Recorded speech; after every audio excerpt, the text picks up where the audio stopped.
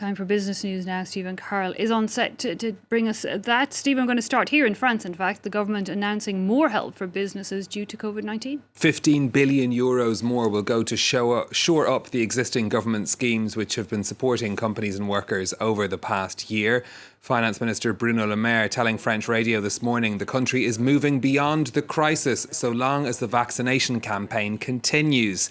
This new spending is part of a budget to be presented next week, the minister describing it as transitional from the crisis back to normal economic life. The government has already spent some 100 billion euros last year in emergency support for the economy. This extra 15 billion is broken down into 4 billion to prolong existing tax breaks to businesses. Another 3.5 billion will go towards the Solidarity Fund, which is paying grants to businesses who've been forced to close or have suffered major losses in revenues due to Covid-19. And 6.5 billion will then be used to top up the furlough scheme to pay workers. The French government is starting to wind down many of these programmes as the economy reopens. Bruno Le Maire says a decision will be made at the end of August about the future of the support schemes. The Finance Ministry is currently expecting the French economy to grow by 5% this year, while the budget deficit will be around 9% of GDP.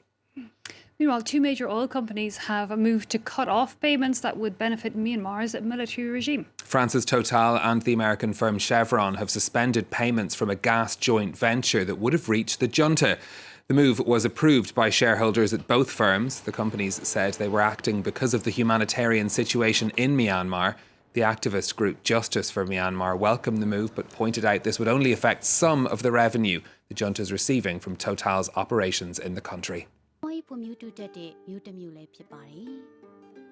Meanwhile, in the United States, the bosses of some of the biggest banks have been facing tough questions in Washington. CEOs facing criticism from senators for not doing enough to help ordinary people during the pandemic. The bosses of JP Morgan, Bank of America, Citigroup, Wells Fargo and Goldman Sachs were speaking to the US Senate's Banking Committee. They defended the measures taken to support staff and customers during the past year, but they were criticised for issues including not waiving overdraft fees. Shirley Sitbon reports. The CEOs of the 6 biggest U.S. banks faced the Senate Banking Committee, saying they've done their best to support their clients struggling during the COVID-19 crisis. When the pandemic struck, we all came together to stand up unprecedented assistance at a scale and speed that had never been done before.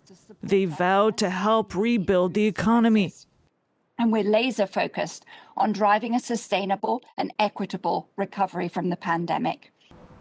But those CEOs faced harsh criticism, particularly from Democratic senators for not doing enough on issues like overdraft fees. While you automatically and at no cost got complete protection from overdraft fees at the Federal Reserve, could you please raise your hand if you gave the same automatic protection to your customers and automatically waived all of their overdraft fees? Okay, I'm not seeing anyone raise a hand, and that's because none of you gave the same help to your customers. Democrats who now hold the majority in Congress criticized a system that fails to protect the poorest Americans, calling for reform. Meanwhile, Republicans on the committee said Democrats are trying to push their left-leaning ideology through banks. But I am concerned about increasing pressure on banks to embrace wokeism and appease the far left's attacks on capitalism. Republicans allowing the economy to overcome the crisis.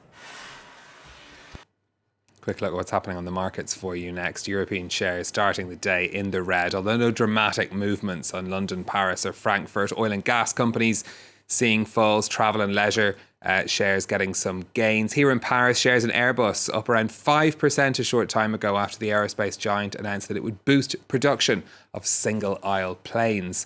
On the Asian markets, a mixed picture in trading today. Tokyo, Hong Kong and Seoul all in the red. Shanghai just seeing some small gains. Finally from you, Stephen, Iran has banned mining for cryptocurrency because of the impact on its electricity network. The ban's going to be in place for 4 months. It comes a day after the country's energy minister apologised for a series of blackouts in major cities.